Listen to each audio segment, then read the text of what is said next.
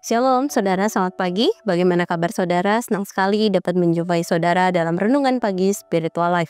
Pagi hari ini kita akan kembali melanjutkan perenungan firman Tuhan dalam Keluaran 26 ayat 1-4 dengan judul Allah yang menetap. Saya akan bacakan bagian firman Tuhan bagi kita semua. Demikian firman Tuhan. Kemah suci itu haruslah kau buat dari 10 kain tenda, bahannya dari linen halus yang dipintal benangnya, dan benang ungu tua, ungu muda, dan merah tua. Haruslah kau sulam gambar keruk pada kain itu. Panjang tiap kain tenda haruslah 28 hasta, dan lebar tiap kain tenda 4 hasta. Semua kain tenda itu harus sama ukurannya. 5 kain tenda haruslah disambung satu dengan yang lain, dan yang 5 lagi juga disambung satu dengan yang lain.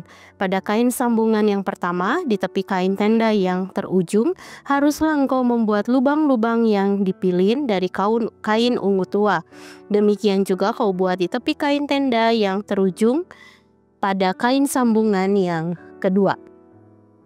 Saudara, pasal 26 merupakan satu pasal yang menggambarkan dengan teliti cara pembuatan kemah suci yang dikehendaki oleh Allah.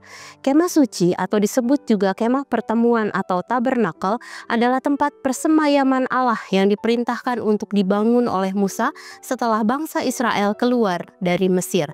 Kemah ini menjadi simbol kehadiran Allah di tengah-tengah umatnya dan dirancang agar dapat dibongkar pasang sehingga bisa didirikan dimanapun bangsa Israel berada. Untuk pembangunan kemah ini, Allah kemudian memberikan instruksi secara detail dan teliti untuk setiap bagiannya. Pada ayat 1-4 dituliskan tentang kain penutup kemah, mulai dari bahan dasar kain, warna, ukuran, hingga cara menyambungkan kain-kain tersebut. Fungsi kain-kain ini adalah melambangkan kekudusan Allah yang ditandai dengan dikhususkan suatu tempat yang akan digunakan untuk bertemu dengan Allah. Selain itu, kerubim yang disulam pada kain merupakan simbol malaikat yang bertugas menjagai tempat kudus Allah. Simbol ini mengingatkan kita pada kerubim yang menjaga Taman Eden setelah manusia jatuh dalam dosa. Hal ini dapat kita lihat dalam Kejadian 3 ayat 24.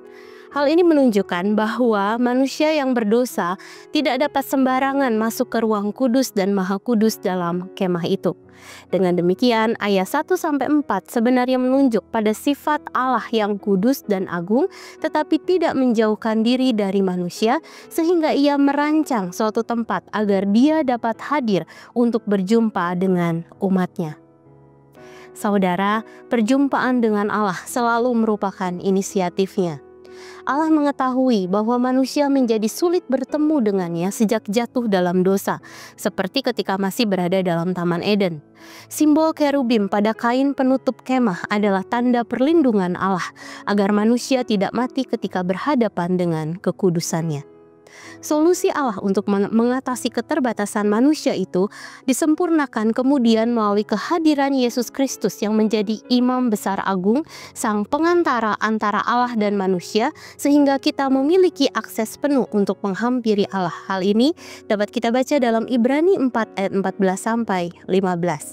Salah satu kesempatan untuk berjumpa dengan Allah adalah dalam ruang ibadah kita saat ini. Ruang-ruang ibadah merupakan tempat yang juga dirancang oleh Allah melalui kreativitas manusia sebagai ruang pertemuan antara kekudusan dan keterbatasan manusia. Karena itu, mari kita hiasi ruang-ruang ibadah kita dengan simbol-simbol yang menyadarkan kita akan keberadaan Allah, sebab Dialah pusat penyembahan kita. Selain itu juga, mari kita menghampiri Allah dengan sikap hormat terhadap kekudusannya, misalnya dengan menyiapkan hati untuk beribadah dengan sungguh-sungguh. Salah satunya adalah dengan mengaku dosa, meminta ampun, dan berkomitmen untuk meninggalkan dosa. Saudara, mari sejenak kita merenungkan firman yang baru saja kita dengar. Saudara, bagaimana kesadaran bahwa Allah berdiam di tengah-tengah umatnya mengubah cara kita beribadah dan menjalani kehidupan setiap hari? Mari kita menghormati Allah dalam setiap aspek kehidupan kita, sebab Ia adalah Allah yang menetap dan hadir dalam hidup kita.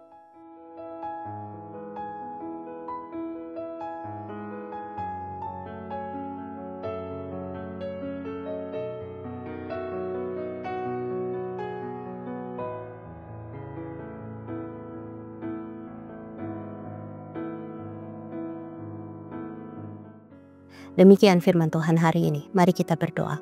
Bapa, kami sungguh mengucap syukur, kami berterima kasih. Engkau adalah Allah yang diam di antara kami. Engkau adalah Allah yang hadir di tengah-tengah ibadah-ibadah kami, Tuhan.